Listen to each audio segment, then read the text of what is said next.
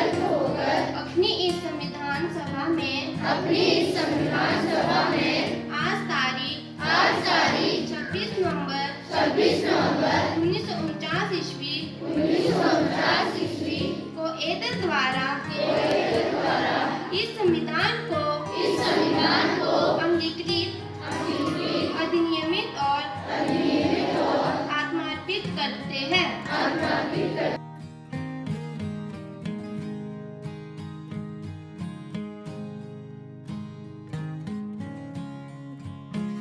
जो 2024 तक bullet train का काम पूरा हो जाएगा, लेकिन अब ये कह रहे हैं कि 2026 तक पूरा होगा।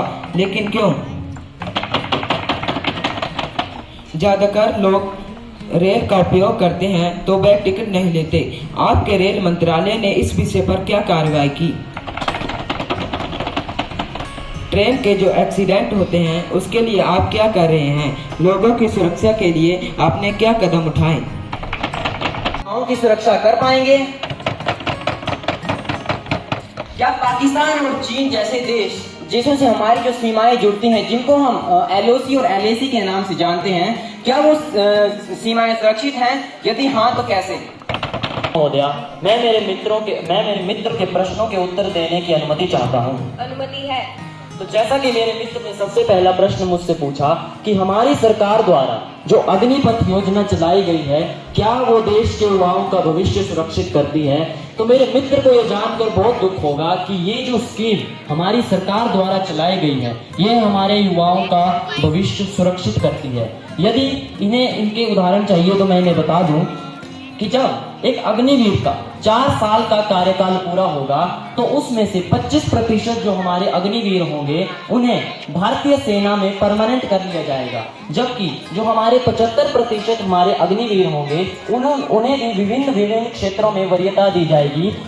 जैसे कि मैं आपको बताऊं, हमारे गृह मंत्री श्री अमित शाह ने भी यह बात जाहिर की है कि वे 75% में से 30 से 35% हमारे जो अग्निवीर होंगे उन्हें CAPF और असम राइफल्स में वरीयता देंगे। साथ ही साथ CM जो हमारे जो यूपी के CM हैं और उनकी सरकार ने, मध्य प्रदेश की सरकार ने, महाराष्ट्र की सरकार ने यह बात हमें जाहिर की है कि वे भी अपनी सरकार की पुलिस में अग्निवीरों को वरीयता देंगे, जिससे हमें साफ पता चलता है कि अग्निवीरों का भविष्य सुरक्षित है। परंतु अब मैं बात करूं इनकी मासिक तनख्वाह की, तो अग्निवीर की मासिक जो तनख्वाह होगी वो 30 से 40 हजार तक की होगी, जहां आपकी सरकार में उच्च रैंक वाले सैनिकों को भी 30 से 40 हजार की तनख्वाह बहुत मुश्किल से मिलती थी। हमारी सरकार अग्निवीरों को भी 30 से 40 हजार तक की सैलरी महीना प्रोवाइड करवा रहे हैं।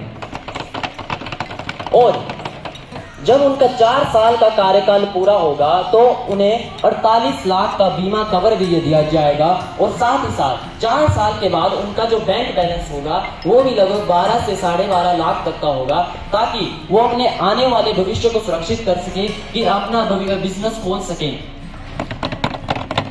मेरे मित्र ने दूसरा प्रश्न मुझसे पूछा कि हमारी सरकार, हमारे फौजी जो हैं वो आजकल तनाव से ग्रसित हैं, तो वो घर में बैठकर अपने बॉर्डर को तबाह होते हुए देख सकती है। परंतु मैंने बता दूं कि यदि ये भारत के किसी भी ऐसे कोने में चले जाएं, जहां पर किसी भी ऐसी घर में चले जाएं जहां पर कोई फौजी हो, यदि उस फौजी के दोनों हाथ भी कटे होंगे तो भी उसमें इतना हिम्मत होगी कि वे बॉर्डर पर